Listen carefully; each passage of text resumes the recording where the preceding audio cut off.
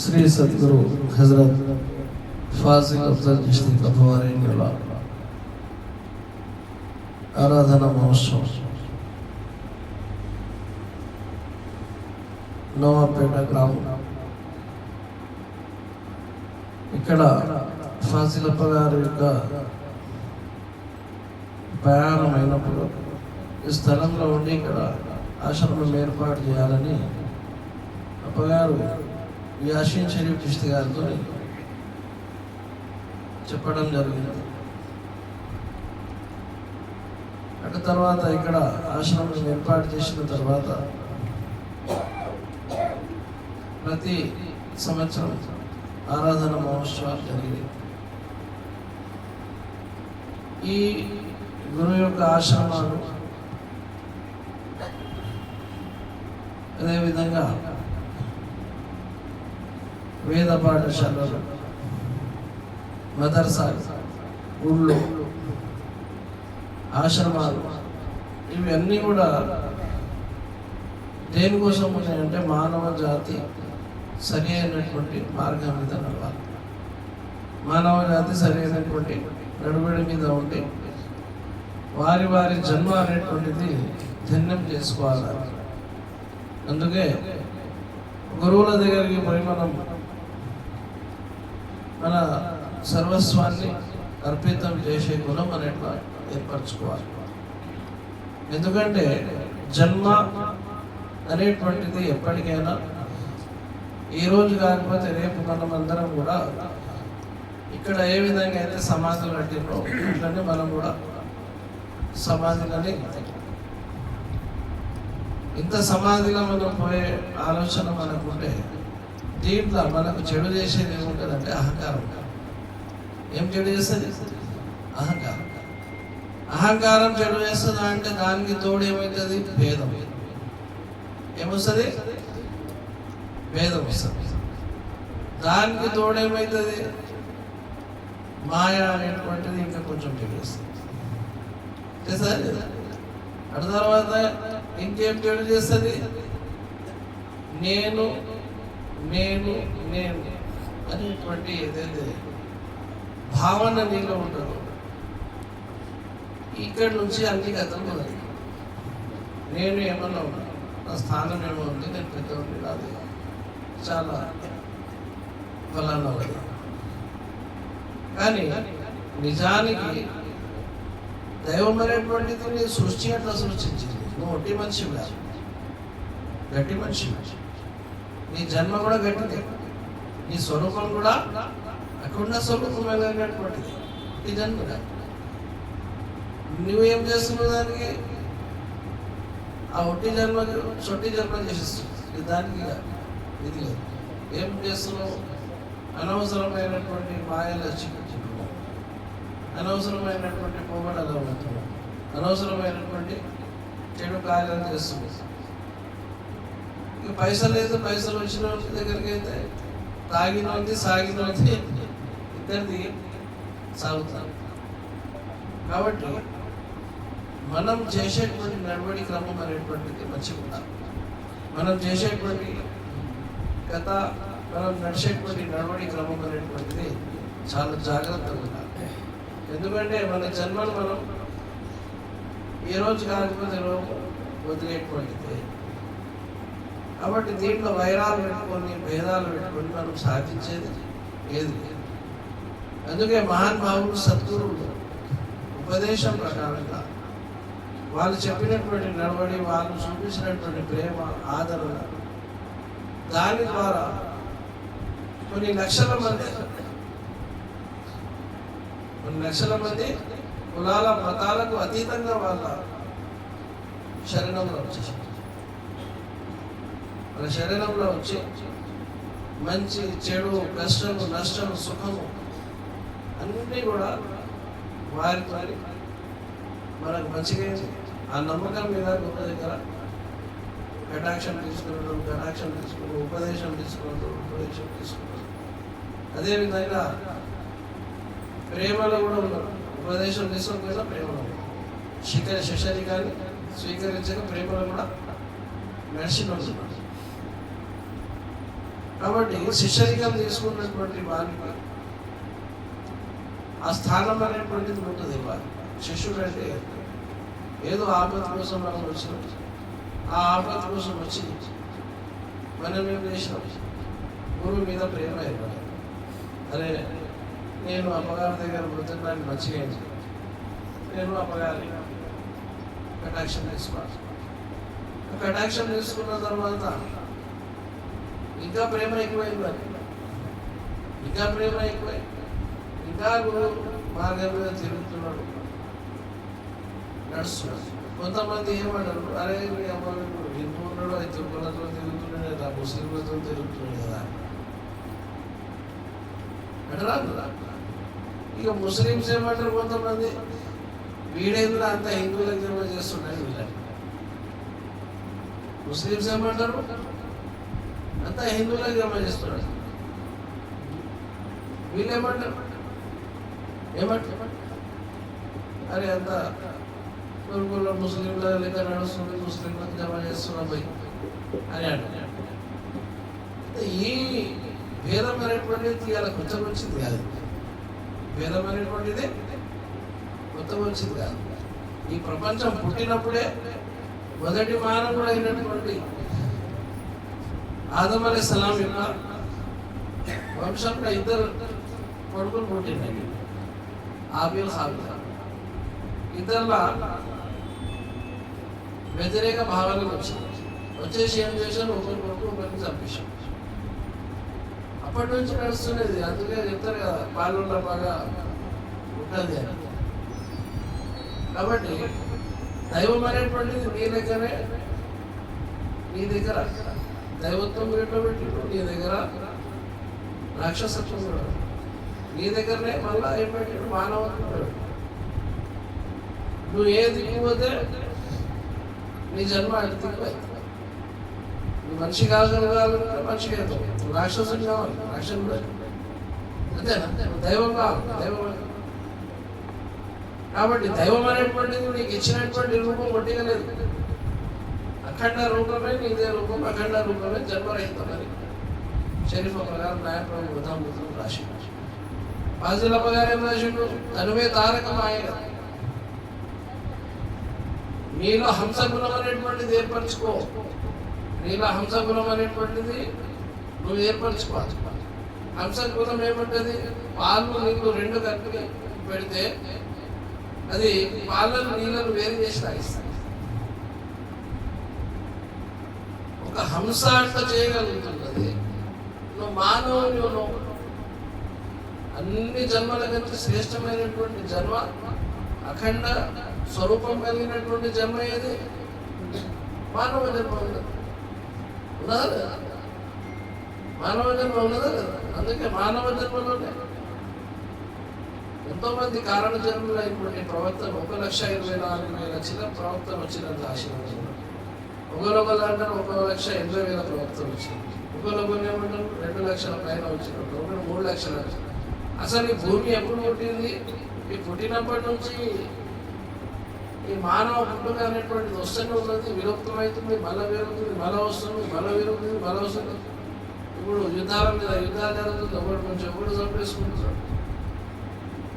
ఇది కొన్ని లక్షల మంది చచ్చుతున్నారు, మళ్ళా పెరుగుతున్నప్పుడు పుట్టుతున్నారు. అయితే ఇక్కడ నాది నడవాలి, ఏం నడవాలి, నాది నడవాలి. అహం అనేటువంటిది ఫస్ట్ నీకు చెడు చేసేది అహంకారం. నేను చెప్పింది నడవాలి, నేను చెప్పింది నడవాలి, నేను చెప్పింది నడవాలి, నేను చెప్పింది నడవాలి. ఇళ్ళలో నాకు అందరికీ తొక్కుకుంటా వెళ్ళి లాస్ట్ పోతే బాడీ మీద వేడు అంతే.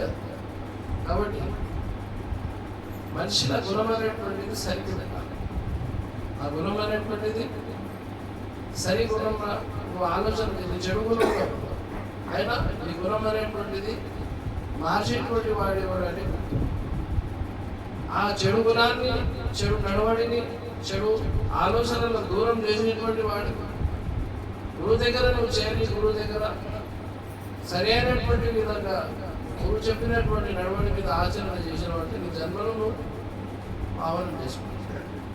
లేని పక్షంలో ఇక ఒట్టిగా అప్పగారు వచ్చింది కదా మనం కూడా కలిసినాం, అప్పగారు పచ్చ చేతిలో వేసిండు, నల్ల చేతిలో వేసిండు, ఇంకో చేతిలో వేసిండు, పలానా చేతిలో వేసిండు. ఇది మీకు గుర్తింపు ఇస్తున్నాడు. అప్పగారు ఏమిస్తున్నాడు? గుర్తింపు అనేది అర్థమైంది. ఈ ప్రవక్తల ఎంతమంది ప్రవక్తలు వచ్చారు? ప్రతి ప్రవక్తను నమ్మేటువంటి వాడు ఎవరు? అప్పగారి శిష్యుడు. ప్రతి ఒక్కరిని నమ్మేటోడు ఎవడు? అప్పగారి శిష్యుడు. శ్రీరాముల వారు ఉండడానికి కూడా నమ్మచ్చు, శ్రీకృష్ణుల వారు ఉండడానికి నమ్మచ్చు. అర్థమైందా? మూసా అలైహిస్సలాం నమ్ముతాడు, దావూద్ అలైహిస్సలాం నమ్ముతాడు, అదేవిధంగా యేసుక్రీస్తుని కూడా నమ్ముతున్నాడు.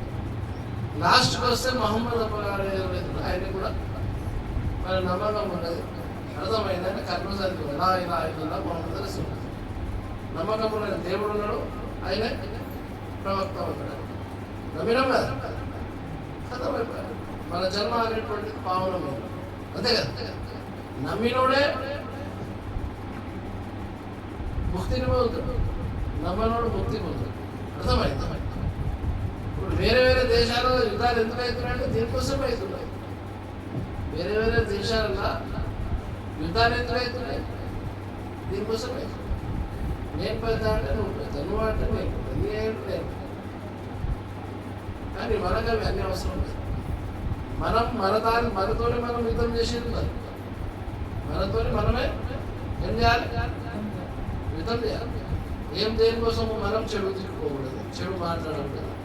అర్థమైందా? చెడు పనులు చేయకూడదు, అజ్ఞానం తిట్టుకోకూడదు. మనం కూడా జ్ఞానవంతులం కావాలి. అంటే ఏం చేయాలి? అప్పగా రాసినటువంటి నాయకులు గోదాముద్దాం, వేమన శతకాలు, సుమతి శతకాలు, ఇట్లా కొన్ని వందల పుస్తకాలు రాసిపోయారు మహానుభావులు. ఎన్ని పుస్తకాలు రాసిరు? కొన్ని వందల వేల పుస్తకాలు. ఇన్ని పుస్తకాలు చదివినాక కూడా మళ్ళా పప్పులగాలు ఇస్తారు. అర్థమైంది? ఒట్టిగా ఒక పీఠాధిపతి అయిపోయిన వాడే ఓ నేను పీఠాధిపతి పీఠం మీద కూర్చున్నా అంటే కాదు. ఆ పీఠం మీద కూర్చున్న తర్వాత నీ మీద బాధ్యత ఉంది. నువ్వు 10 మందికి జ్ఞానోదయం చేయాలి, 10 మందికి మంచి మార్గం చూపించాలి, 10 మందికి మంచి చేయాలి. ఇప్పుడు గురువు దగ్గరికి వస్తారు, అట్లా నాకు కష్టం ఉంటుంది, నాకు దయ్యం పట్టింది, నాకు భూతం పట్టింది, నాకు ఫలానా పట్టింది, నాకు ఇది పట్టింది అంటే అందరూ పోయి చూసారు మసీద్ కూడా మతం చదువుపోయి ఇలా అడిగేస్తున్నారు అనిపోతుంది. ఇప్పుడు ముస్లిం గారు కానీ నమ్మకం పెట్టిండు. ఏం పెట్టిండు? అరే అవసరం మతం చదువుతారు. ఇప్పుడు అప్పగారి దగ్గర వస్తాడు, వచ్చి ఏమంటాడు? అప్పగారు మంచిగా లేదు, ఏమన్నా అయ్యిందంటే సరే ఉంటే దాయిదా కట్టుకో, మంచిగా అవుతుంది. నమ్మకం ఉన్నది వాళ్ళు, నమ్మకానికి తెలుసు. అదే ఆ నమ్మకాన్ని నీవు గురువు దగ్గరికి చేరడానికి ఒక మార్గం అది, అంతే తప్పించి తాయితలతోనే సర్వస్వం కాదు. అమ్మగారు ఇచ్చినటువంటి తారక పఠనమైనటువంటి సరిగా చేస్తే ఏది కూడా నీకు అవసరం లేదు. ఈ కులము, మతము, ఈ వర్గము, విభేదాలలో చిక్కుకున్నాం అంటే చిక్కుపట్టడం పోతుందన్న తెరిచేద్దామా అర్థమైంది. అందుకే నాయకప్ప గారు, మాజిలప్ప గారు శిష్యుడు, మా గురువు, ఆయనే భక్తి మార్గంలో చెప్పాడు, నువ్వు శిష్యరిక మార్గంలో వస్తే నీకు సర్వం గురువుకు సమర్పణ చేసి. అర్థమైంది? అప్పుడే నువ్వు నిజమైనటువంటి శిష్యుని కాగలుగుతావు, లేకపోతే శిష్యుని కాదు. అప్పగారి దగ్గర రాగానే అప్ప అనుకున్నావు, బయట పోగానే అప్పగారు సరే అయిపోయింది అని మళ్ళీ కలుగుతున్నారు, సారదున్నారు, మళ్ళీ లంగ వేషాలు వేస్తే అప్పగారు అక్కడ లేడా? అప్పగారు ప్రతినిత్యం మీతో ఉన్నాడు, ప్రతినిత్యం మీకు చూస్తున్నాడు అనేటువంటి నమ్మకం నువ్వు అలవర్చుకుంటేనే నువ్వు శిష్యుని, లేకపోతే శిష్య మార్గంలో పనికిరా. గురువు ఎందుకు అవసరం? గురువు ఎందుకు అవసరం? తనకుతా తెలుసుకుని చదువు, తనకుతా శుద్ధి చేసుకోవడానికి, తనకుతా కడుక్కోవడానికి, తనకుతా మన స్వరూపాన్ని గ్రహించుకోవడానికి గురువు అవసరం. అర్థం లేక ఇప్పుడు మనము ఇక్కడ దావత్లో పోతే అర్థం కూడా నిలబడతాం, నిలబడతాం. ఆ పౌడర్ పోసుకుంటాం, అర్థమైందా? బట్టలు మంచిగా తొడిగినామా లేదా, అర్థమైందా? గుండీలు బరాబర్ పెట్టినామా పెట్టలేదా, చూసుకున్నామా మన బట్ అన్ని ఎట్లా మనం సింగారించుకున్నామో అన్ని చూసుకున్నాం. కాబట్టి గురువు కూడా అంటున్నాడు, గురువు దగ్గరకు వస్తే గురువు ఎట్లా ఉన్నాడు, గురువు ఏ విధంగా ఉన్నాడు, అర్థమైందా? మనం ఎట్లా నడవాలి, మనం ఎట్లా ఉండాలి. ఈ ఆరోగ్య అడ్డమైన ఫోన్ మొబైల్ ఇక వచ్చినప్పటి నుంచి అప్పగారు ఎప్పుడు వస్తున్నాడు, వచ్చిందా కథం. అప్పగారు వస్తే వాడు కూడా 10 నిమిషాల ముందు, లేకపోతే అప్పగారు తర్వాత వస్తున్నాడు. వచ్చి ఇక అప్పగారు మొబైల్ తిన్నాడంటే పోతేనే ఉంటుంది, ఆగడి ముచ్చటి పని ఉన్నది. అది మనం ఎటువంటి స్థానానికి మిస్ అవుతున్నాం, మనం ఎటువంటి సమయం మనం అనేటువంటిది వృధా చేసుకుంటాం. గురువు ముంగట మనం ఒక గడియ కూర్చుంటే 100 సంవత్సరాలు తపస్సు చేసిన దానికి సరి సమానం. తారక ధ్యానంలో కూర్చోండి. అప్పగారికి చూడడం పాజులప్పగారు రాసిండు, గురుముఖంలోనే సర్వం ఉంది, గురుముఖాన్ని చూడమన్నాడు. పుట్టి ముచ్చట మొత్తం నాయకుడు పోదా ఉంటుంది, 4 ముచ్చట్లు పట్టుకుంటుందంట పక్క అయిపోతుంది. నాయకుడు బోధామృతంలో మొత్తం ఖురాన్, హదీస్, భారతం, రామాయణం సర్వం నింపేసింది. అర్థమైంది? నీ కళ్యాణం కోసం, మానవుని యొక్క కళ్యాణం కోసం, మానవుడు మంచి కావాలి, ధరించేరాలని మస్తు ముచ్చట. ఒక్కొక్క ముచ్చట చూస్తే చాలా విచిత్రం అనిపిస్తుంది. ఒక్కొక్క మాట, ఒక్కొక్క గ్రంథార్థం, ఒక్కొక్క పద్యం చదివితే ఇట్లా మనసు ఉగాలి. అట్లాంటి మహత్తరమైనటువంటి పుస్తకాన్ని మనకు జ్ఞానం అనేటువంటిది ఫాజిలప్ప గారు ఇచ్చిపోయింది, న్యాయమప్ప గారు ఇచ్చిపోయింది. పట్పల్లి దాసుకోవాల అజదాస్తాను ఇచ్చిపోయింది. మన పీఠంలో చాలా మంది ఉంటారు, మంచి ఆలోచనలు, మంచి ముచ్చట్లు చెప్పింది. అర్థమైందా? సయ్యద్ సుల్తాన్ అలీ షా సాహుల్లా మన పీఠం అక్కడ సయ్యద్ అబ్దుల్లా హుసైన్ సార్ గారు, అర్థమైందా? మొహమ్మద్ బై సాహుల్లా, మిర్జా సర్దార్ బై సాహుల్లా, హాఫిజ్ సాహుల్లా, అక్కడి నుంచి మొదలుకుంటే గరీబ్ నవాజ్ నుంచి మొదలుకుంటే సర్కార ద్వారం సరైన దాకా అందరికీ మానవ జాతి ఉద్ధరణ కోసం. ఇస్లాం అనేటువంటిది ఎవరి సొత్తు కాదు. ఇస్లాం అనేటువంటిది అన్ని జాతులకు, కులాలకు, మతాలకు అన్ని విడిపించి అప్పగారు ఏమన్నాడు, నైనా దేవుడు ఉన్నాడా, నేనున్నా. అప్పగారు ఏమండి, అప్పగారు అదే అంటుంది. అప్పగారు ఏమండి, నేనున్నా బిడ్డ అంటున్నాడు. ఆ మార్గం చూపిస్తున్నాడు. ఆ గట్టి నమ్మకం మీద ఉన్నవాంటే కథం నేను దరిచేయండి. ఇక అక్కడేమన్నా ఉన్నదా, ఇక్కడేమన్నదా, ఇంకేమన్నా ఉన్నదా అని అంటే ఈ జన్మను నీ తిరుగుట వసలు. ఇది అన్నంత కోటి బ్రహ్మాండం. ఇది ఇంత అంత కాదు. మనం మామూలుగా గోడ మీద కూర్చొని ఉన్నాం. ఈ భూమి ఎట్లా ఉన్నది, ఇట్లా రౌండ్గా ఉన్నది. ఎప్పుడు ఇట్లా కదిలిందంటే అర్థం ఇద్దాం అంతేనంటే. విశ్వంకి ఎన్నో నక్షత్రాలు ఉన్నాయి, సౌరమండలాలు ఉన్నాయి, అన్నీ తిరుగుతున్నాయి. ఇప్పుడు టెక్నాలజీ పెరిగిపోయింది, పెరిగిపోయిన ఉపగ్రహాలు పంపిస్తున్నారు, గ్రహాలు పంపిస్తున్నారు, చూస్తున్నారు అందరికీ ఎక్కడెక్కడ ఏమున్నది, ఇంకెక్కడన్నా జన్మ ఉన్నదంటే. మహమ్మద్ అప్పగారు అప్పుడే చెప్పిండు. ఇట్లా శిష్యులు అడిగిండు అప్పగారికి, సహాబా అడిగితే ఆయన ఏం చెప్పింది తెలుసా, రబ్బుల్ మష్రిఖైన్ రబ్బుల్ మగ్రిబైన్, దేవుడు మనకే ఉన్నాడు అని అడిగారు. ఏమడిగారు? దేవుడు మనకే ఉన్నాడు అని అడిగారు. అయితే మహమ్మద్ అప్ప గారు ఏం చెప్పింది తెలుసా, రబ్బుల్ మష్రిఖైన్ రబ్బుల్ మగ్రిబైన్. ఆ దైవం అనేటువంటిది ఇటువంటి ఎన్నో సూర్యోదయాలకు, సూర్యాస్తమయాలకు ప్రభు అయింది. అర్థమైంది? అది ఎప్పటికీ అస్తమం కాదు, అదే దైవం. గురువు అదే చెప్తున్నాడు, దేవుడు ఒకడే ఉన్నాడు బిడ్డ, మంచిగా గురువు గట్టిగా పట్టుకో, దరి చేరుకుంటాడు. ఇక ఇడిచిపెట్టినామంటే ఇక అర్థమైందా, నాకు ఏది ఉన్నది, నాకు ఫలానా ఉన్నది, ఇక దాంట్లో కులం, మీ మతం, మీ వర్గాలకు తెచ్చితే ఇక దాంట్లోనే తిరిగి విడిపోతాడు. మనం గురువు దగ్గరకు వచ్చినాం, మనం గురువు పాదం పడుతున్నాం, గురు ఉపదేశం కోసం మనం ఎట్లా ఉండాలి, ఎట్టి నమ్మకం మీద ఉండాలి. మన జన్మను మనం సార్థకం చేసుకోవాలి. మహానుభావులు చెప్పినటువంటి మార్గం ఒట్టి కాదు, ఇది ఆశ్రమాలు పని లేక ఏర్పాటు చేసింది కాదు. ఇక్కడ ఒక రోజు పని చేస్తే ఒక గడియ కూర్చుంటే 100 సంవత్సరాలకు ఉన్నది. ఒక రోజు పని చేస్తే ఇక లెక్క పెట్టుకోండి, 24 గంటల ఎన్ని నిమిషాలు ఉంటాయో లెక్క పెట్టారు. ఒక దాంట్లో మన ఎన్ని సెకండ్లు ఉంటాయి లెక్క పెట్టారు. అన్ని సెకండ్లు ఇంటూ 100 సంవత్సరాలు అంటే ఉంటే కూర్చొని అవి ఇవి షాడీస్ మాట్లాడుకుంటా అది ఇట్లా ఉన్నది, దానికి ఇట్లా అయింది, ఫలానా ఉన్నది, అది ఇట్లా చేసింది, ఫలానా ఇట్లా చేసింది, మా ఇట్లా చేసింది, ఫలానా ఇట్లా చేసింది, పాపం ఇట్లా మాట్లాడినావు అనుకో పుణ్యమేమో కానీ పాపం పుణ్య కట్టుకుంటుంది. దానికి 10 రెట్లు ఇంకా పాపం పుణ్య కట్టుకుంటుంది.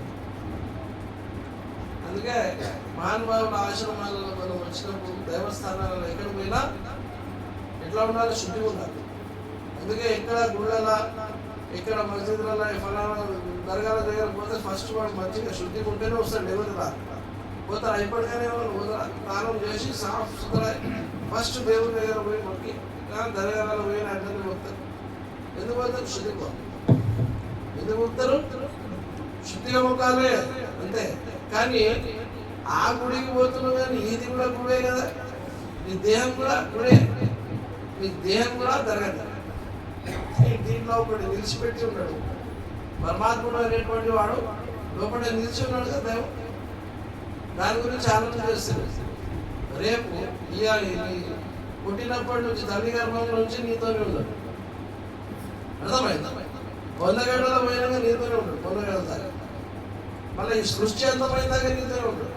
వాని గురించి ఆలోచన లేదు, అర్థమైందా? ఉన్నది ఎప్పుడన్నా ఆలోచన చేసినా చేయాలి. ఒంటిగా ఖాళీ దేహం కడుపునేందుకు శుద్ధి అంటున్నారు. కానీ నిజమైనటువంటి శుద్ధి ఏది ఉన్నది, అది నీకు అపకారం చూపించు. ఎట్లా శుద్ధి చేసుకోవాలి, ఆ శుద్ధి మీద మనం దృష్టి పెట్టాలి. ఆ శుద్ధి మీద మన దృష్టిని పెడితే మనం ఏదైనా సాధిస్తాం. కానీ లేకపోతే ఒట్టిగా మనం వారి ఫలానా ఫలానా అనుకుంటా మనం విజయడం అనేటువంటిది సరి అయినటువంటిది కాదు. అది చాలా పెద్ద నేరం. ఒకరికి మనం తప్పు అనడం చిన్న అనడం కూడా తప్పు, అట్లా అనడం కూడా చాలా పెద్ద నేరం.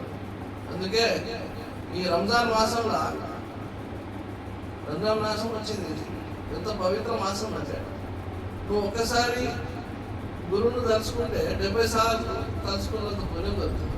ఒక నమాజ్ చదివిన, ఒక సంపూర్ణ ధ్యానం అల్లాహుమ్మ సల్లి అలా సయ్యద్నా మౌలానా ముహమ్మద్ వారాలి సయ్యద్నా మౌలానా ముహమ్మద్ కమా తీరు దర్దా పేరు చదవాలి. ఒకసారి చదువుతూ 70 సార్లు చదువు, అంతేనా? చదువుకున్నాను. మనకు అమ్మగారు ఇచ్చిన తారక ధ్యానం చేస్తుండాలి, అమ్మగారు చెప్పినటువంటి దురుదశని చదువుతుండాలి. చదవాలా చదవకూడదు? చదవాలా చదవకూడదు? కాబట్టి దాని మీద దృష్టి పెట్టుకుంది. మనం అమ్మగారికి ఎట్లయితే నజరానా ఇస్తున్నామో ఆ నజరానా దేని తీరులో ఉండాలి, దురుదశని తీరులో ఉండాలి, ఫాతిహా తీరులో ఉండాలి. అమ్మగారు నా పరంపర నామవళిక అన్ని రచించి ఇచ్చిండు, మనం నేర్చుకొని పాట డైలీ ఒకసారి చదవాలి. 10 సార్లు చదివితే దానికి మనం 10 సార్లు చదివితే మనది 1000 సార్లు దాని పుణ్యం అనేటువంటిది మనకు దొరుకుతుంది. ఇక్కడ చిన్న మనం కనుక్కోవడానికి మనం సాధన చేసి మనం ఎట్లయితే మనం కష్టపడి కూలికి పోతే ఎట్లా పైసలు వస్తున్నాయో ఈ పుణ్యాలు మనం జమ చేసుకోవాలి. 100 గంటల పోయినాక పనిపోతాయి, 100 గంటల పోయినాక పనికి వస్తాయి. అప్పుడే 100 పోయినాక చీమలు దోమలు వచ్చి ఉన్నాయి, అది ఏం పుణ్యం చేయలేదు అని అంత కొనుక్కొని తినేసిపోతాయి. పోతే చెప్పు, నువ్వు ఎన్ని పుణ్యాలు చూసుకుంటే దైవం అనేటువంటిది నీకు అంత పెద్ద ఉన్నతమైన స్థానం అనేటువంటిది కలిగిస్తాడు. కాబట్టి అమ్మగారు దయా కృప మన మీద అందరి మీద ఉండాలి, మంచి నడవడి మీద నడిపించాలి. ఆయన కృపా కటాక్షాలు మన అందరికీ ప్రాప్తి కావాలని కోరుకుంటూ జయ శ్రీ.